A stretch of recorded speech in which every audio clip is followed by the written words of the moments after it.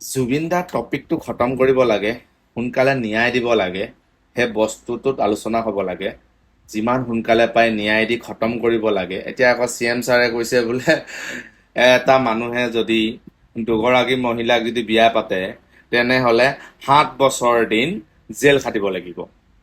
সেইবোৰ নালাগে, এতিয়া কোনো নাপাতেও, এজনীকে খুৱাব পৰা নাই, দুজনীক খুৱাব নেকি? সেই চব নালাগে আমাক।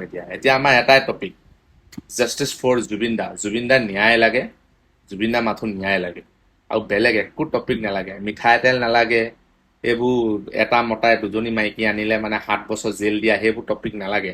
আমাৰ মাথো এটাই টপিক লাগে এতিয়া, জুবিন দা। জুবিন দাক কিমান জল্দি ন্যায় দিব পাৰে তাৰ বিষয়লৈ চৰ্চা কৰক, তাৰ বিষয়ক লৈ পেলাই কথাটো ভালকে পাতক। এইবোৰ বাদ দিয়ক, নালাগে আমাক এইবোৰ 7 বছৰ 8